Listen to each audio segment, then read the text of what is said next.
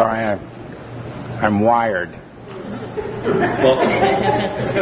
My name is Earl. I'm an alcoholic. Hi, Earl. Hi. Do we need this? Yes. We do? Lisa's looking at me like, oh God, what is he going to do? I'll leave it alone, I promise. Like I said, my name is Earl. I'm an alcoholic. It's an honor and a privilege to be here. A great honor to be here. I have friends in the room that some I haven't seen in a long time. It's just great. I just got to break bread with friends downstairs. I've had a wonderful trip since I've been here. As some of you know and others of you find out, I absolutely hate to fly. I'm a terrified flyer. This is my friend Lisa. Say hi to Lisa. Use that. Use that? Not this? This isn't working? No, that's just for the tape. That's for the tape. Don't leave it on off. That's for the tape. It's on. Come on. For Wendy.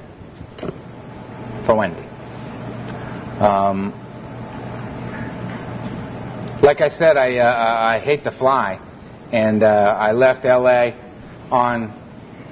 I realized all this while sitting on the plane waiting to taxi out. I got on an American Airlines flight in Los Angeles that was headed for New York on Friday the 13th. Yeah.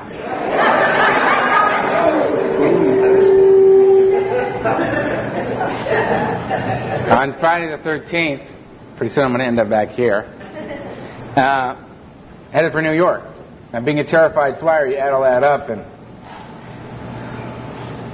I was exhausted when I got here. Is there a lot of feedback on this?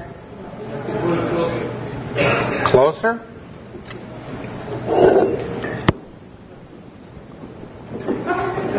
That's never happened to me before. I don't know what to do about this. It's never happened to me before.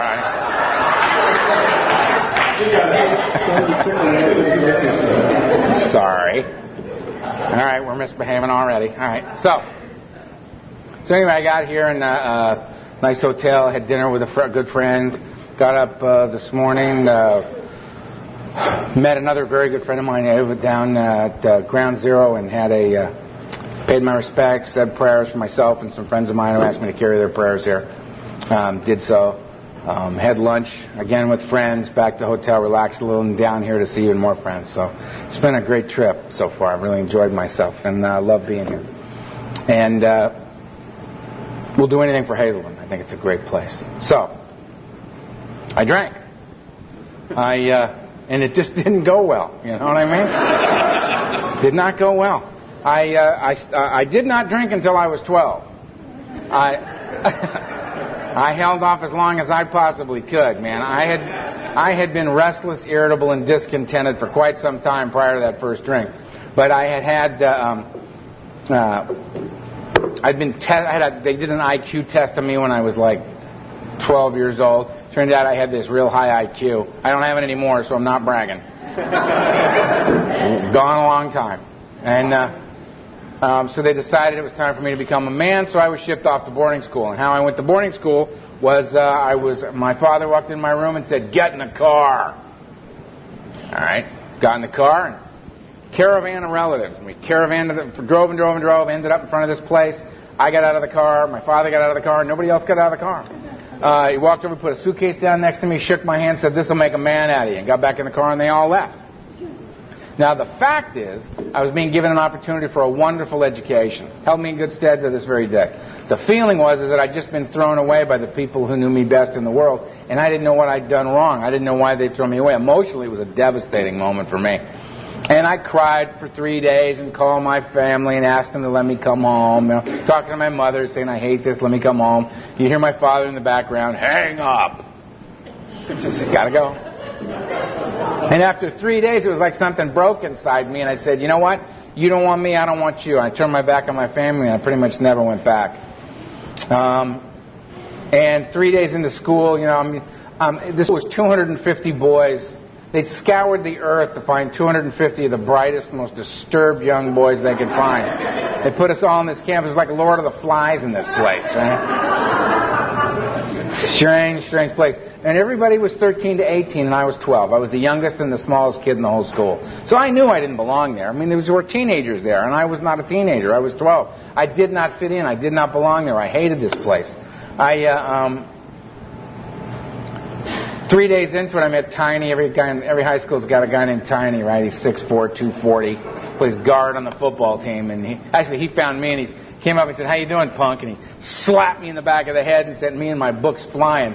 And I had this out-of-body experience where you're watching yourself do something while your head's saying, "It's a real bad idea." And I walked up and I hit him as hard as I could. And he looked down at me and he said, "You know what, kid? You got a lot of guts." And he beat the hell out of me on the spot, right? And as I'm taking this beating, I'm thinking, this is going pretty good. This is going well. Because the fact that I'd taken a beating in my life, I knew how to do that. The fact is, I was terrified of Tiny, and he had said, "You got a lot of guts." My violence had masked the fear. He didn't think I was afraid.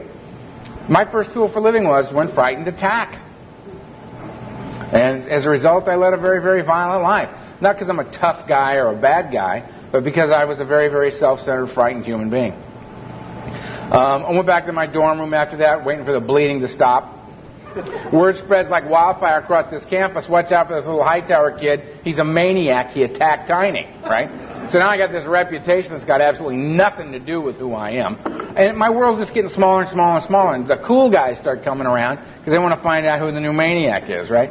So they swing by. So this guy, Matt, swings by, sticks his head in my door, and he goes, "Hey, you want to smoke a joint?" And I looked at him and I said, "Well, yeah, I do, Matt."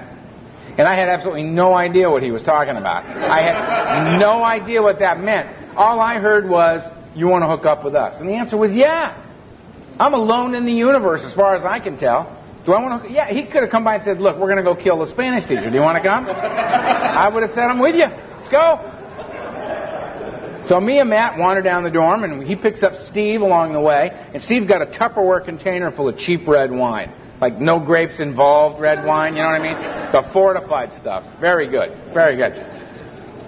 We get behind the dorm. I'm standing there, 2 13-year-olds and a 12-year-old. Children. Total strangers. Knots on my head. Right?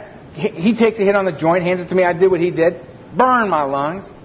I don't like that. I do not like that. Here comes the wine. Took a pull on this cheap wine. Burned down into my stomach, right? Oh. Right? Next thing, here comes the joint again. Yeah, well, all right. Right? And this is going on, and I'm thinking, my life sucks. Right? I'm 12 years old. I've been thrown away by my family, put in this hellhole. Right? There's Tiny's out there somewhere. Right? I'm standing with these 2 total strangers. They're burning my lungs. They're burning my stomach. I got absolutely nothing better to do. I hate my life. Right? And I mean, just like that, it happened. That thing that makes me bodily different from my fellows occurred. And suddenly, I'm comfortable. This feeling just kind of wafted up over me, and suddenly, I'm comfortable standing where I'm standing, doing what I'm doing with the people I'm doing it with. Never felt like that before in my life. I feel terrific. And I don't know, is it the pot? Is it the wine? Is it the fact that I'm standing here with my 2 very close personal friends, Matt and Steve? Because I'm feeling that, you know? I'm feeling that connection. I don't know, and I don't care. I'm here, and I like it. And I'm looking around. I'm paying attention because I've heard, you smoke that evil weed, you're going to want heroin within 30 minutes. You drink that evil rum, you're going to be riding the rails like a hobo, shiftless. It won't never amount to anything. I'm standing there thinking, I don't feel like going downtown. I don't feel like catching a train either. I feel good right here with my good friends, Matt and Steve. I feel good. So good. Family, screw them. Not a problem anymore. Knots on my head, not an issue. Where's Tiny? Bring him on. Right? My problems are solved. Right here, right now. My problems are solved, and nobody's dying. Nobody's going to jail. Nobody's going to the nut house. No blood is drawn. All these things are going to happen. But they're not. That's not my experience at this moment. Based on my experience at that moment, I found the secret to life for me. I'm wondering why nobody told me about this sooner. couple pulls on the cheap red wine, couple hits off a joint, I'm good to go. And I got up the next morning, no harm, no foul, no wreckage of any kind, went on about my business. But it was a whole new day. Because during the course of that night, I made a commitment to myself that I need to drink and use as often as I possibly can. Which turned into every day for the next 16 years, no matter what. And along that path, there were many, many, many good reasons to stop along the way. And I never touched the brakes. Because they talk about how we cross a line into addiction. Well, I think it's here. That's the line is right there. And the minute right in front of my lips, man, I drank, it's on. I've crossed the line, here we go. My life is no longer my own, man. And that was pretty much the way it was. It's humble beginnings, a little pot, a little wine. 13 was pills, any kind of pills. Only reason I took a pill was I was hanging out with these guys. This guy said, would you like a couple of these pills? And I said, well, yeah, I would. He gave me 2 pills. 20 minutes later, I'm laying on the floor, and I'm very, very happy down there. I can't remember what I was so upset about just moments ago. Guy comes by and says, can we get you anything, Earl? And I just said, what do you call that? He said, Tuinol. I said, huh? Tuinol. Ask for that beauty by name right there. That's a beauty. I got strung out on Tuinol, Seconol, Placidil, all that stuff, right? I mean, I remember the last time I kicked Placidil. I couldn't even talk. I mean, I'd been there like 10 days. And how you doing, Earl? Oh, you're better. Good. Nasty, man. 14 was psychedelics. The only reason I dropped acid is because I was hanging out on a 10-hour pass in this boarding school with this girl named Debbie. Debbie was a bad girl. And an older woman. She was 15 and a half. And I had such respect for Debbie, man. I mean, more ways than one. Debbie was a real eye-opener for me. And Debbie said, you want to drop some acid? And I said, well, yes, I do, Debbie. Again, I have no idea what we're talking about. I never did. So she pulls out a lipstick tube and spins the lipstick up, and there's a little pill on the end. And I thought to myself, she's clever as well. That's very clever. And I took the pill and threw it in my mouth and swallowed it. And Debbie said, did you take that whole thing? And I said, well, yes, Debbie. It was a very small pill.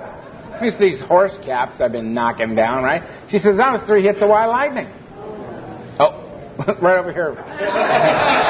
Little identification out over here just went, oh, no. Very bad decision. What do I know? I just said, well, what's done is done, Debbie, right? Well, needless to say, the next 2 days were very interesting, right? I mean, at one point I came to kind of this acid blackout, and Debbie and I are in this market, and we got a cart, and we're pretending we're married. And I looked over to her and I said, do we have any children? And she said, yes, we have 2. I said, we're going to need these diapers right here. And then blacked back out. And I don't remember much else, just to say that to this day, going into a market, it requires a real commitment on my part. I have to be very, very focused with a list of what I'm going to purchase. I'm in, I'm out. Because I cannot hang in the market, man. Way too many decisions need to be made in there. I mean, you want corn? No problem. It's in aisle 2. They got 5 kinds of corn there. You can pick between the 5 kinds there. And somewhere over there in the produce is the corn on the cob. And they got the white, and they got the yellow, and they got the Mexicorn thing, and they got the green corn. It's like, screw it. I'll come back another time. I mean, have you seen the abandoned cart in the markets? I understand that guy. Just coming back another time, man. I get it. I don't like going. I don't like it. I still don't like it. Anyway, 15 was. I did about 650 acid trips. Now, I got classified legally insane by the military, but that's a whole other story. 15, I started shooting dope. The only reason I shot dope is because I was on a boat in Marina Del Rey, California, and a woman named Cammie, lovely woman, came up to me and said, Earl, how would you like me to stick this in your body for you? And I said, well, of course I would. So Cammie hit me, and it was one of those shots where you just go,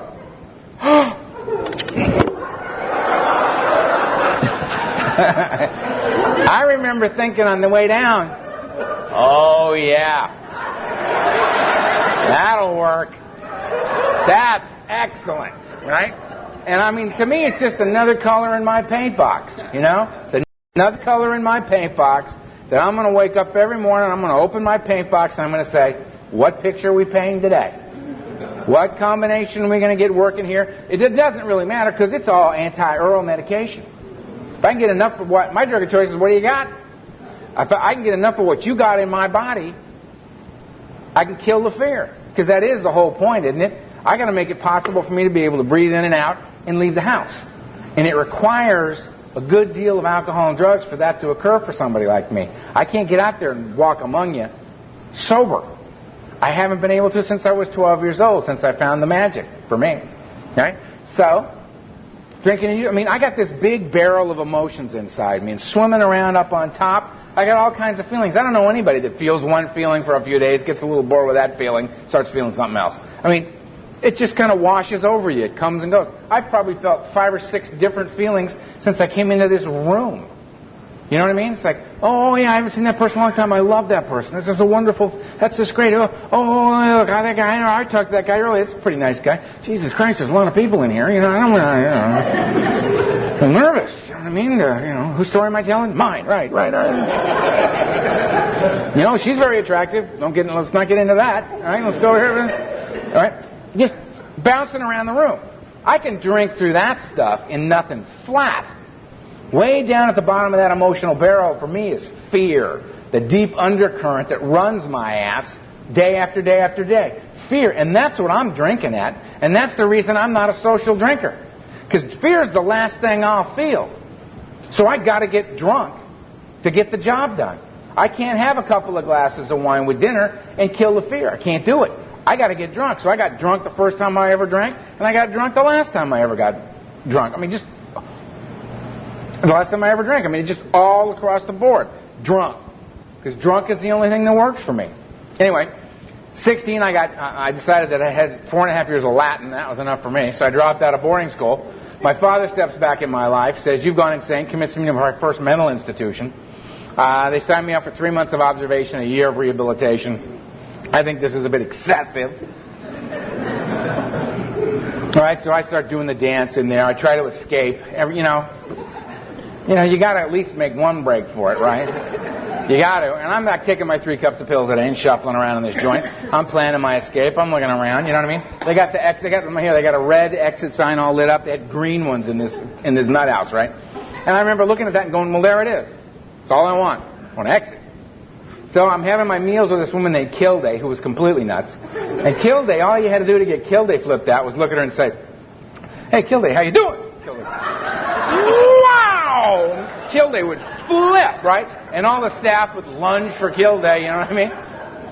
So I got my thing. Every meal was like dinner and a show, you know what I mean? You get your little meal with your plastic utensils, you flip out Kilday, and just watch the staff run around trying to get...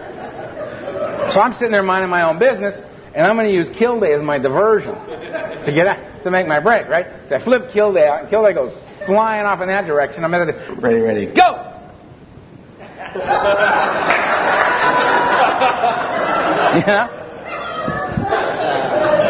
And I'm hauling ass. You know what I mean? That's all I got.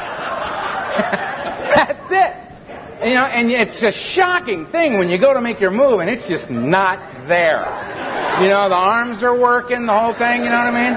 You're looking down like, oh, shit. And over the loudspeaker system from the nurse's station, you hear, Ed, when you got a minute, you want to grab Earl? He's making a break for the door. And Ed's in there having a sandwich going, yeah, I'll get him. He ain't going nowhere. Oh, they're working. Back to the room with no doorknob. And then I finally got out of there. They threw a net over me again. They threw me back in the nut house. I escaped the first day. Got to get out before they get the Thorazine in you, right? So I escaped the first day. And spent 3 years on the street doing what you do to stay loaded on a daily basis. It's not a pretty picture, right? 19 years old, I'm at a party. I meet this woman. We talked for 20 minutes. It went very well, so we were in love. So I said, let us build a life together based upon this 20 minutes. And she said, makes perfect sense to me. So we hooked up, and I went on an interview to a business college in Northern California. Very good college. And you know how we are, you know what I mean? The guy was a musician, so I was a musician. His favorite color was blue? That's astonishing. My favorite color is blue. I just lined up with this guy, and an hour and a half later, I'm going to be a fine addition to their campus in the fall. So we piled all our belongings and 8 pounds of hash in this truck, driving to Northern California to higher learning. She gets a straight job. I'm going to college. Transcripts are in the mail. I'm going to night school to get my high school diploma because I'm a high school dropout. Right? I'm in college. I'm going to high school. She's got a straight job. I become a drug dealer. I mean, I have no problem becoming a drug dealer because I have no sense of family and no sense of community. I have no morals or ethics. I'm just a loose child running around the planet, right? I mean, my drug business is, I'm studying marketing, production, distribution at school. My business is booming. I got international clients. I mean, this is terrific, right? The fact that every day I'm doing things every day that could cost me 30 years of my life, right? This is not a problem for me, right? I'm going to be dead soon anyway. Why the hell not, right? So I'm blasting along through this stuff. 20 years old, I had to move her. I had to move. Lovely Rosemary had to be moved back to L.A. because she was just not working out. I mean, she was saying things to me like, "I'm too high." Well, if you can say it, it's not true. You know what I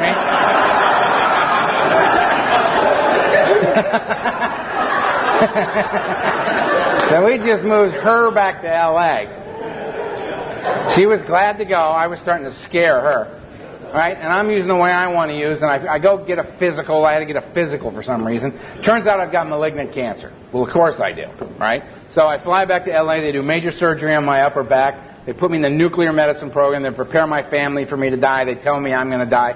And I look at them and I go, you know what? You don't even know who you're talking to.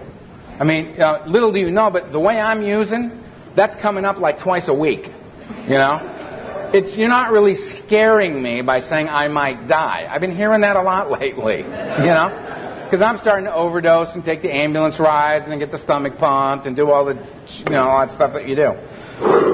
I'm watching my language because Mom's here. Not my mom. His mom, Mandy.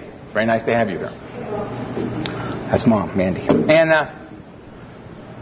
so I do that thing, and I do the nuclear medicine thing, and their drugs really suck, so I just stopped going, and I went and got loaded the way I get loaded, and I'm a long-term cancer survivor. And I thoroughly believe it's because the way I was using in those days, my body had become so toxic, cancer could not live in my body.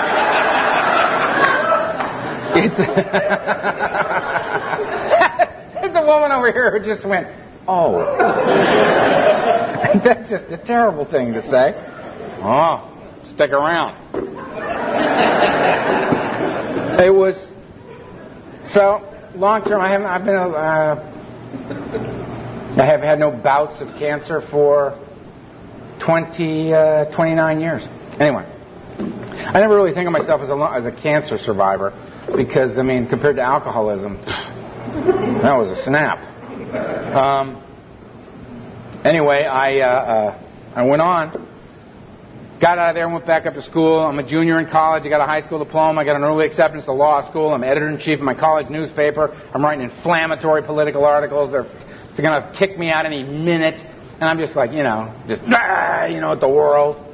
And I'm just using like a madman. And my mother calls me and says, look, we haven't been anywhere as a family in 10 years. We'll go anywhere you want to go. Let's just go as a family. We got to put this family back together. And she's crying and doing all those mother things that you can't get around, right? So I said, fine. So on my 22nd birthday, I flew back the night before, and I was having one of those mornings where, they just did a little too much cocaine.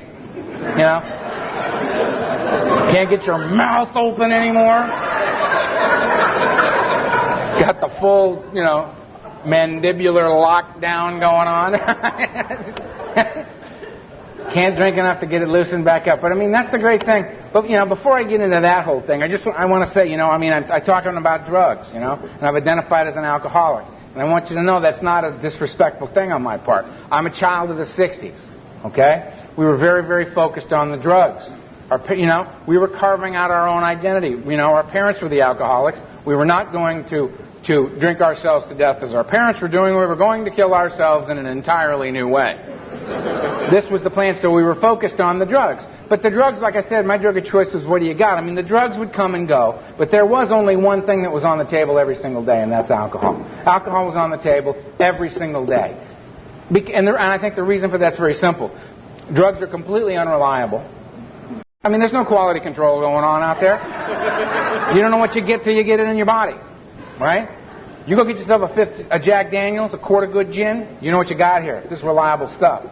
So you do so much cocaine. I mean, 7:30, you got the jaw lockdown happening. You're just right. And it's 7:30 and the party just started. You've completely overshot the mark one more time. You don't worry about it. You suck a little gin through your teeth. You'll loosen right up and go on with the party. You're fine. Not enough heroin to get you to just heart and lungs working, you know? Don't worry, Jack will get you the rest of the way. I mean, I prefer down and out. I like to go down. I prefer this. Heroin, barbiturates, alcohol. These are a few of my favorite things. This is the place I like to go. That's what I like. My idea of a good night sitting around checking my pulse. You know what I mean? Just, yeah, here's another one. It's good. That's a good night. But you don't have any heroin? I'll take a big bag of the cocaine, please. Let's go up. Can't go down? Let's go up. Fine. Want to drive around all night decoding license plates? Sure. You know, sitting around listening to the air around my head? Yeah, sounds like a good plan. I understand there's some methamphetamine addicts in the room this evening, which is always a good plan. You know, here's what I'd like. I'm just going to pee on this live wire, all right? And while I'm doing that, just smash me in the face with a shovel, will you? Because I kind of like the way that feels.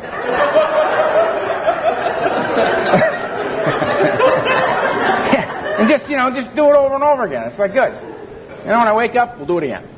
But I mean, if I can't go down, I'll go up, because it's up or down is not really the point as far as I'm concerned. The point is, I got to get out of right here, right now. Because right here, right now, I'm self-centered and I'm afraid. Right here, right now, I'm comparing my insides to your outsides and I'm losing every time. I can't seem to measure up, right? But I get high, I'm in the game. I can participate at least on that level. So that's the level I'm going to participate on. I have to be medicated. It's become like breathing for me. So by the time I'm 21 years old, about to turn 22, I'm a raging drug addict and alcoholic. I had a guy refer to me as an alcoholic when I was 16 and a half. And my response was, what's your point? You know, you go your way, I'll go mine. This is what I do. This is how I function. This is how it's possible for me to be in the world and not locked down in a nut house somewhere. This is how I make it out of the house. If that's a problem for you, then just step off. I'm going this way. So my mother calls me and says, we got to go as a family on this trip. I say, fine.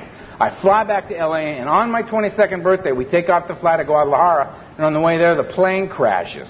And my mother, my father, my little sister all died in the crash, and I didn't, at least physically. I woke up on a mountain in Mexico, and my skull was fractured. My back was broken in 3 places. I had a crushed arm, a crushed leg. I was paralyzed from the waist down. I had a lot of internal injuries. The only thing I could move was my right arm, and I was awake. And I'm laying on this mountain, and my mother's laying right over there. My little sister, whose name was Kimberly, is laying right over there. And my father's laying right over there. And I can't get to any of them to help them. So I just had to lay there and watch them all bleed to death in front of me. And I had a little chat with God, and I said, you know what? Any God that would take a kind, gentle, loving creature like my little sister Kimberly and leave a lying, cheating, thieving, dope fiend, alcoholic like me on the planet, I have no use for a God of this type. And I renounced God. And then some guys came up and they scavenged the plane wreck. They took whatever they could find of value. They took my wallet, took the money out of my wallet, threw it back on my chest, and left me up there to die. So I had no more love for you either. I was out of the game. My life had been kind of like a Hollywood set. I was going to school. I was doing that little newspaper thing. You know what I mean? I was trying to make a living, build a decent drug business. You know what I mean? I'm trying to do these things so that you'll see, well, he's productive. You know? We'll get off his back. And because I needed you to stay off of me so I could drink and use the way I needed to drink. Well, after that moment on that mountain, man, I watched those people die and I thought, you know what? I have a profound hatred for God, and I've been so afraid of you for so long, I feel a profound hatred for you as well. I'm out of the game, man. I don't need to do anything anymore to convince you I'm okay, because I don't really give a shit what you think. I'm out. I'm out. I'm going to drink. I'm going to get down off this goddamn mountain, and I'm going to drink and use the way I want to. And you don't like it? Just park it. Move off. You got alcohol, drugs, sex, money, information on how I can get any or all of the above? Let's talk. You don't? Get out of my way. I got no interest in you. I do not want to get to know you, all right? I don't want to be your friend.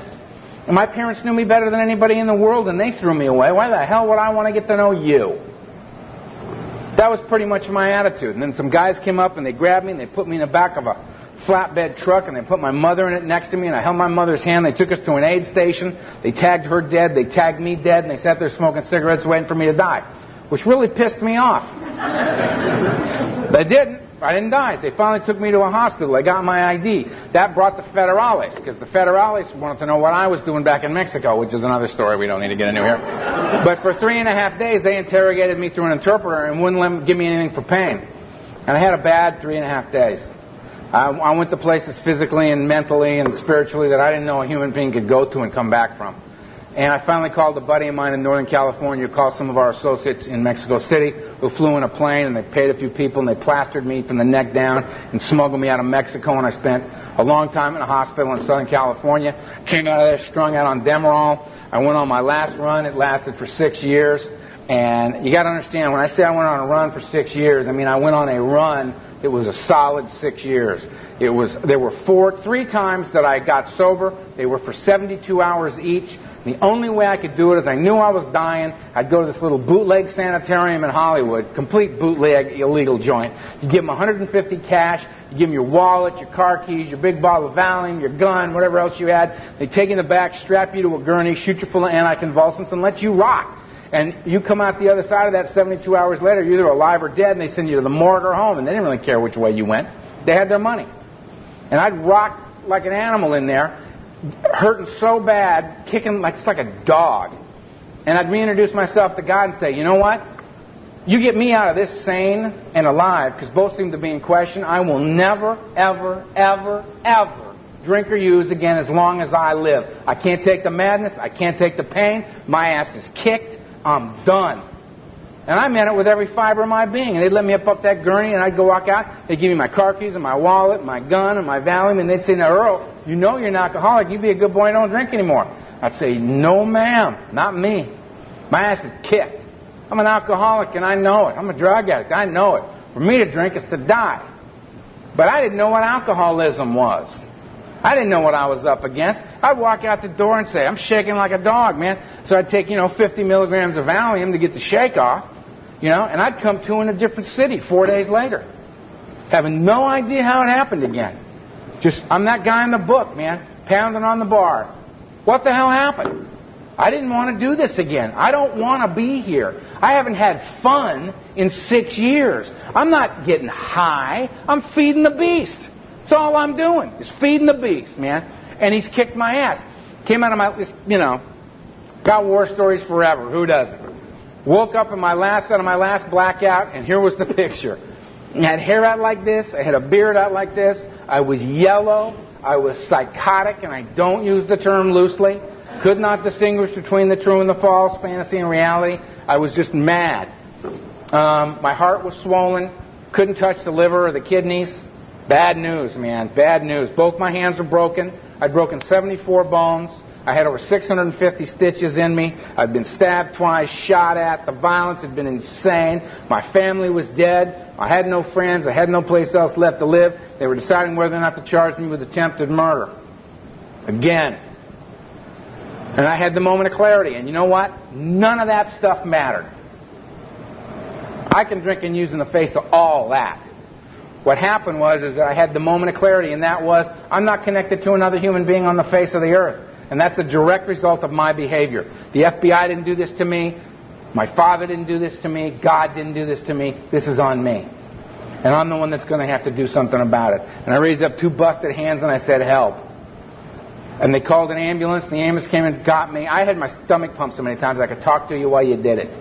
And they took me to the ambulance, they pumped my stomach at UCLA Emergency, and they said, get him out of here. He's a pathetic old man drunk, and he's going to die. I was 27 years old. Took me by ambulance to another place. I stayed 3 days. I got worse. They took me by ambulance to another place. I did 12 more days of detox and 30 days on a free bed. And I came out of there and they said to me, you don't want to die, you better go to AA, Earl, because it's the only place a guy like you's got a chance to live. And I said, okay. I had been beaten to death by my disease because I was never going. I was going to drink and use till I died. And good riddance and thank you. But I had the moment of clarity, thank you God, that said, you know what? You don't have to die. And it doesn't have to be like what you've known up to now. Because see, I just thought it was going to be more the same. I didn't know. This can be different. Life, the experience of being alive on this planet can be fundamentally different than anything I had ever known up to that point. And I said, okay, we seem to be at the fork in the road here. Either I'm going to continue to blot out the intolerable nature of my existence, or I'm going to accept life, spiritual aid. I'm going to have to get some help, a plan based on a spiritual way of life. So I came into the back of an AA meeting. It was a Friday night, basement of a church. Sat down in the back with my arms folded, with my best tough guy look on my face, mad dogging everybody. It's like, what do you want? You know? You don't want to talk to me. You don't even want to be looking at me. Because I'm not here to be your pal. I'm not here to get to know you. You know? Don't plan on coming back, all right? I'm here to burglarize your conversation, find out what the juice is, who's got the power. I already know where the doors and windows are. It's just the way my head works. I'm going to find out what you've got going on in here, and I'm stepping off and taking it with me. Because there's no way I can get to know you because you look like reasonable people. And if I tell you the things I have done in my life, you're going to ask me to leave because that's what reasonable people would do. So there's no way I can get to know you. So let's just agree to just not talk. You know, and I'll listen. Because apparently, this is the last house on the block for me. Aren't we all thrilled to hear that? And they were like, but every meeting's got a new guy who's just caught fire with AA. And here comes this new guy with 9 months. His name is Vegas. I just ran into him in a conference up in Northern California a couple of months ago. Vegas walked up and come at me. I'm mad. I'm throwing this guy serious signals. Right? Oh, do not come talk to me. Because you're all shiny with your little shiny haircut and your little slacks on, you know, and you're smiling, and I hate that. Nothing to throw this guy off. He just saw a new guy. Right? Here he goes. He says, hi, I'm Vegas. I'm an alcoholic. And I said, so what, Vegas? Ain't exactly the highlight of my life. I don't know what you're so thrilled about. Get away from me. And he looks at me and he goes, keep coming back. And there's like 3 little AA guys over here that all went, ooh, did you hear that? Told them to keep coming back. Nice one, Vegas. And I'm looking at all of them like, you saps, I can't believe I'm listening to this shit. Yeah, thanks, Vegas. That's beautiful. Deep spiritual significance to that, I'm sure. You seem to all know what it is. I don't. Once again, we've pointed out the fact that I'm the loser and don't fit in. Loving your program so far, fellas. I'm sure when I go home tonight and I'm pacing the room, ready to kill myself for several other people, that little keep coming back thing's really going to help. If you're new and they do that to you, I hope you have more courage than I did. Step up to the plate. When they say that, you know, the little slogans, keep coming back, one day at a time. Or my personal favorite, hey, just turn it over, all right? And you're new, like you're supposed to get that, right? Say, excuse me, I don't understand the deep spiritual significance of just turn it over. Would you mind expanding on that for me a little bit? Where I got sober, if they're honest, about 75% of them would say, you know, I don't know what it means either. They said it to me when I got here. I'm just saying it to you. I don't really know what's going on. There's a guy over there who reads the big book. Let's go ask him. Maybe he knows. And that's the thing that blows my mind, is that you can be in these rather large meetings and somebody will say, we've got a guy who reads the big book. Let's go talk to him. Like the sober alcoholic who's reading the big book is rather unique. It's just disturbing, man. So if you're wondering what those little things mean, get a big book, actually read it. They're in there. One of them's right up on the wall. Yep, there it is. So I'm sitting in my first AA meeting, not happy. Old timer gets up, shares his experience, strength, and hope. I don't know that's what he's doing. Now I understand what that is. But he talks openly and honestly about his feelings as a man. He talks about waking up in the morning with his head just on him. It's like alarm goes off, his eyes open up, and his head says, We're glad you finally woke up. We've been waiting several hours for you. We've got a few things we want to go over. First of all, you're a miserable piece of shit, and you're never going to amount to anything, and there's really no point in your getting up. Number two, and he's like getting up out of the bed going, thanks for sharing with me. Takes a shower, goes to work, gives him an honest day's work, goes and gets something to eat, goes to an AA meeting, doesn't go to an AA meeting to see what they've got for him, because he's worked the 12 steps as outlined in the big book. He's had a spiritual awakening as the result of working these steps. He's been restored to sanity, soundness of mind, relieved of the obsession to drink. He's been restored to sanity. He's catching a buzz, sober. He goes to the meeting to give to the meeting, to be there for the newcomer, because he understands that the only reason we have a meeting is to have a place where a newcomer can come and hear a message of hope and recovery. So he goes and he actually does that. Goes home, gets in bed, head chewing on the whole day, no wreckage. Now I'm sitting in the back with a look of disdain on my face, like, yeah, right. Thinking to myself, oh my God, that's amazing. That's really amazing. Because me, I wake up, wreckage. It just happens. It just starts happening. Because if I'm awake, I'm frightened. Or I'm loaded. Either way, wreckage.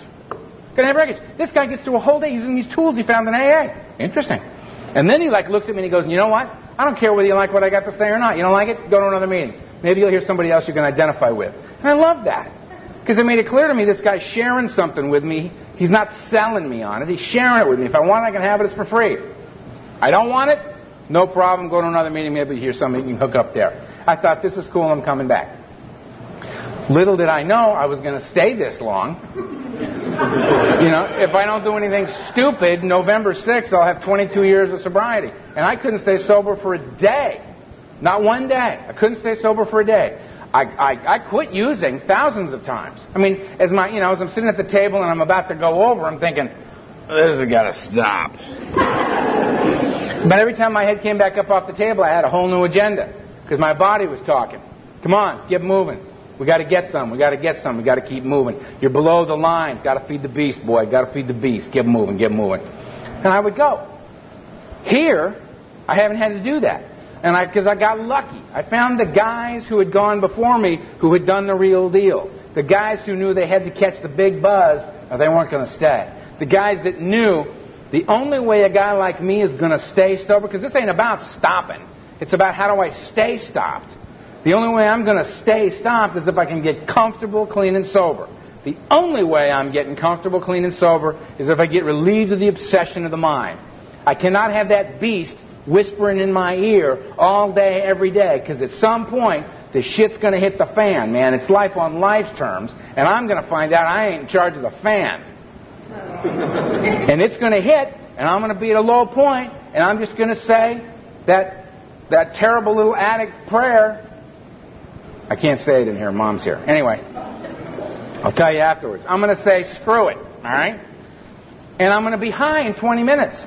And there won't be anything that'll stop me because the obsession of mine, that beast has been whispering in my ear. I can't do that. It'll do it in a meeting. I've had the beast whisper in my ear in an AA meeting where I have a commitment with my sponsor standing right over there, sweeping up after an AA meeting. I'm sweeping up Ohio Street. Beast. How you doing, Earl?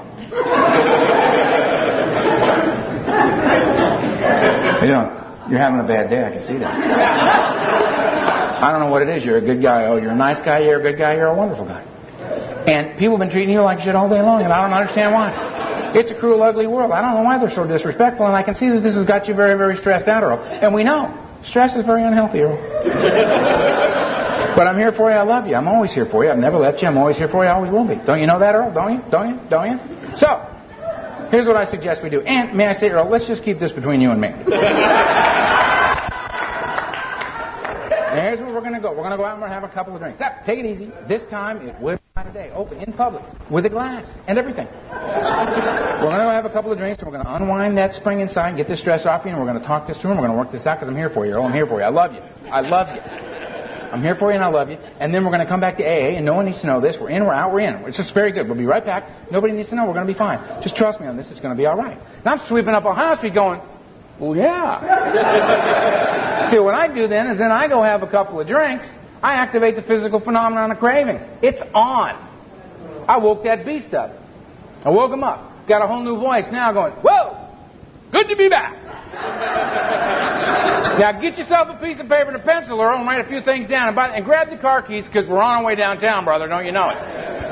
And I'm like, okay. Have you ever had that? You're driving to the connection or you're driving to the bad place, and your head's going, what are you doing? And the only honest answer you can give is, I don't know. Talk to him, man. I'm just a driver. And it's on, and my life is up for grabs one more time. I got to get the beast. I got to get rid of the beast. That's why I love it. I talk about this all the time, right? Every once in a while I'll be sitting in a meeting and some guy I want to share, and I'll say, right, and he'll go, Beast talking to me right now, and I just look at his face, and his eyes just kind of go like that when he says it, because the beast just went, hey, hey, hey, hey. I said between you and me. You're talking about it in an AA meeting? What are you, nuts? You're going to pull this shit? I'm not talking to you anymore. A little crazy over here. I love those guys. I love the guys that come and tell the truth. Bob, alcoholic. Hi, Bob. What do you got to say for us? Well, first of all, screw all of you. I hate AA. I hate you. You in particular. I really hate you. Your steps suck. Your coffee sucks. Your meetings suck. Your book is pathetic. Thanks for letting me share. The whole meeting does that. They go, all right, Bob. I love Bob. You know why? Bob felt like that at home. Bob got his ass off the couch, got in the car, drove to the meeting, and did what? Told the truth. He told the truth. I'm looking at Bob. Everybody's looking at Bob going, shame about Bob. I'm sitting there thinking, I don't think so. I think Bob's doing all right. Bob's all right. He's pretty pissed off about being here. I think that's reasonable. I was pretty pissed off. I said, excuse me, did you say AA? I got to go to AA? Are you insane? Go to AA? Oh, AA? Not AA. Nobody wants to come here. Bob's pissed. What a shock. Let Bob be here. So I come in the meetings and I'm listening, and they go, get a sponsor. I said, fine, what's a sponsor? And they said, somebody who's got what you want. I said, well, I personally would like to drink. So maybe it's a little early to be throwing the ball back in my court. You know what I'm saying? Maybe I need a sponsor who's got what he wants. Personally, I think that's a much better idea. So I went and got a sponsor that had, I got a vicious sponsor. I got the late, great Donald Madden to sponsor me. Donald Madden, the man who saved my life. Donald Madden, bigger than life. Donald Madden, the only committed to 23 mental institutions. The only man I've ever met who was evicted from the nut house. Because they went to him and they said, you have to go now. If you don't go now, you're never going to leave. You're going to be one of the ones that we just put out and get him a little sun every now and then wheel him back in. You got to go. They threw him out of the nut house. He ended up in AA, and he was there to save my life. And when I went up to this crazy, insane, wonderful human being, and I said, because I wanted what he had. You know what he had? I had a passion for living. He had a passion for every day. He was excited and thoroughly involved and focused in this moment of this day. Donald Madden could get in here. He could get right in there and stay there. Astonishing person, right? And I went to him and asked him to sponsor me. I said, sponsor me. And Donald, in his subtle way, said, what? And I said, will you sponsor me? He said, yes. And you don't have to like it, and you don't have to think it's a good idea. You just have to do it. And I went, all right. I'm not sure I know what that means, but okay. So Donald would call me every once in a while and tell me we were going to an A&A meeting. He'd call me up and say, we're going to Ohio Street. The meeting's at 8:30. We'll see you there at 8. Click. So this man never asks me anything. He never called and said, Earl, how do you feel about going to an AA meeting? Earl, would it be all right with you if you'd go pick up Ed on the corner of 6th and Santa Monica and bring him to the meeting? Would it be okay with you, Earl? Apparently, Donald Madden was not interested in my opinion. So he just called to inform me of today's activities. The scariest one was I had this little one-room apartment where if you went outside on the catwalk and stood up on the wrought iron railing and went like this, you could see like that much of the ocean. So I, of course, had an apartment with an ocean view. And I had my little one-room apartment, and I had, in those days you had answering machines and a phone, separate little items. And I had it set up so you never heard the phone ring. The ringer was off, and you didn't hear the outgoing message. All you'd be in the apartment and you just hear beep and somebody talking. Right? So I'm in my apartment. It's like 7 o'clock in the morning. I've been asleep for an hour. I'm laying on the bed, and I hear beep, wake up! I went from laying there to just Donald, and he said, we're having a day, get up and get out there. Click. And I thought, oh my God, they have bed checks in AA. They check to see if you're still in bed. He was astonishing. He was just there all the time. There. You need a job. Show up, he had a factory. He had rented this factory, right? He was doing hand-painted fabric stuff, right? And he said, the factory he's painting, I said, I don't know what to do. He said, paint the factory. All right.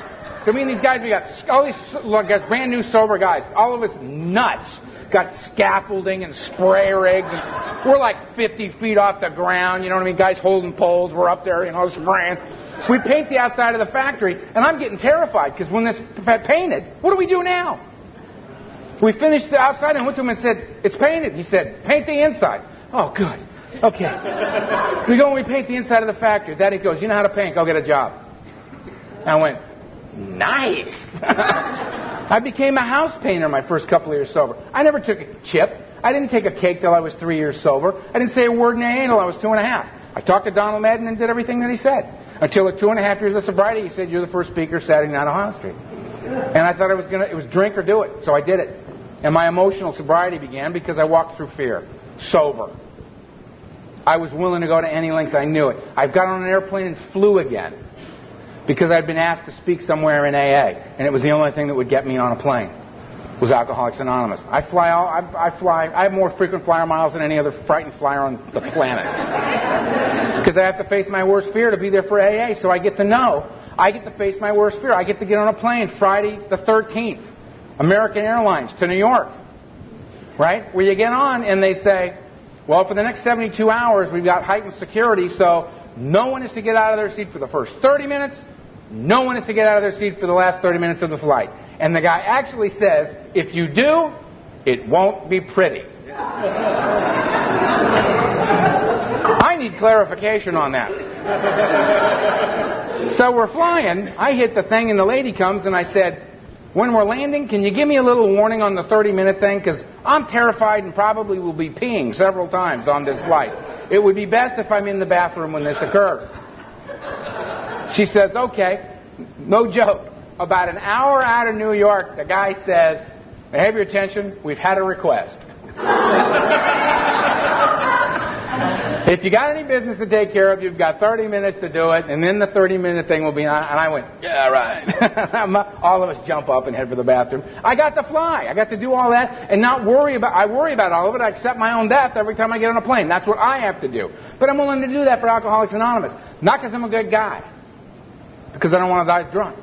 I don't want to die drunk. I sponsor a legion of guys. The late, great Donald Madden died of a heart attack and broke my heart. I was lost. And we were waiting there for them to come get the body. And I heard his voice in my head. And he said, get a sponsor, you little son of a bitch. And I went, okay. And I thought of a man that I knew Donald loved and respected Donald. I called him up and said, Donald's dead. Will you be my sponsor? He said, yeah. And he was my sponsor for 6 years. And now I've got Luther. And Luther's my sponsor. And I have somebody that I defer to every day. He asks me to do something, I just do it. Because I have to remain the student here. The humility is the willingness to learn. I've got to have that. I've got to be willing to work those 12 steps and know what that triangle is about. This pin that Ava gave me. The triangle with a circle, an ancient spiritual symbol that stands for mind, body, and spirit brought together as a whole human being. Therein lies the balance I've sought, but never had drunk or sober. Unity is the body, I must bring it here. I couldn't get sober, but we seem to be able to together. Okay? The recoveries of the mind, the greater aspect of my disease. If I'm going to get comfortable, clean, and sober, I've got to be relieved of the obsession of the mind. That's what the 12 steps are for. That's what they're designed to do. Step 1 is what's the problem? Lack of power. What's the solution? Step 2, a power greater than myself that can restore me to sanity. Step 3 is the decision to turn my will and my life over to care of that power greater than myself, whether I understand it or not. It's irrelevant. 4 and 5, the action plan begins to make that happen. 4 and 5 is me. 6 and 7 is God. And 8 and 9 is you. Nobody else to play with. 4 and 5 swallow large chunks of truth about myself. 6 and 7, ask God to remove the defects of character that are so evident in 4 and 5. Ask God to do it because I'll remove the wrong stuff. 8 and 9, make direct amends. You. It's about you. Very sorry. Here's your money back in the house. Simple. 10, 11, and 12, me, God, and you. Same thing. Keep me in the game. 10, I continue to look at my side of the street. And when I'm wrong, clean it up. 11, I seek God through prayer and meditation. I pray for knowledge of His will for me, the power to carry that out, and I meditate to quiet the mind so that when the answers come, I can hear them. 12, having had a spiritual awakening is the result of the steps, the whole point, to be restored to sanity, soundness of mind, make it possible for a guy like me to be comfortable, clean, and sober. I can practice these principles and carry the message. I can help. How can I help? Not because I'm a good guy, but because I've been taught that's the only way I will ever know peace as a man. It's the only way I will know any dignity or grace as a human being. It's the only way I'm going to be able to get in between those. Right here, right now, because there's no other place for me to have the life that I want. I got to be right here, right now. I got to not be going down. I got to not be going up. I got to be comfortable, free here. What I've discovered is the place that I was most afraid of, right here, right now, is where the big buzz is. That's where life is. That's where I connect with other human beings. That's where I connect with a spiritual presence in my life. That's where I find purpose and value. That's where I catch the power that I need to go out in the world and lead an exceptional life. Because that's what I want. I want an exceptional life. I don't want an okay life. I don't want to. When I was out there, I didn't want a little itty bitty baby buzz. I was never one of those guys that said, "No, thank you, I've had enough." No. I want the big buzz. I want the same thing in here. It's the only way I'm going to stay clean, is if I can catch a buzz clean. I got to get above the line. I can't be spending all my time feeding the beast.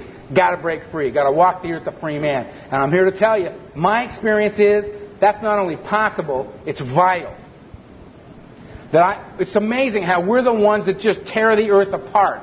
We're the ones that are the heartbreaking people. We're the ones that even the physicians don't want to deal with us. And their thing is to care for the sick and ailing. That's their whole gig. And they don't want anything to do with us because they call us the heartbreaking people. We break their hearts like we do everybody else. That's where I come from. And we can't get sober and lead mediocre lives. We got to go ahead and lead the exceptional life. We got to go from one extreme to the other. We got to go lead the exceptional life. We got to catch the big buzz. We got to break free. We got to be of service to others. We got to give it away or we don't get to keep it. I'm forced to live beyond anything I was possible of living. So if you think Alcoholics Anonymous is about not drinking and using, I would respectfully suggest it's a whole hell of a lot more than that. It is a design for living, and it's powerful. It's made for people like me who can't stand the idea of living a moderate life. That it must be something powerful and it must have juice to it. It's got to have a buzz. If you're new, come catch a buzz. Come catch a buzz. It's different in here. Out there, you get the buzz up front and you pay later.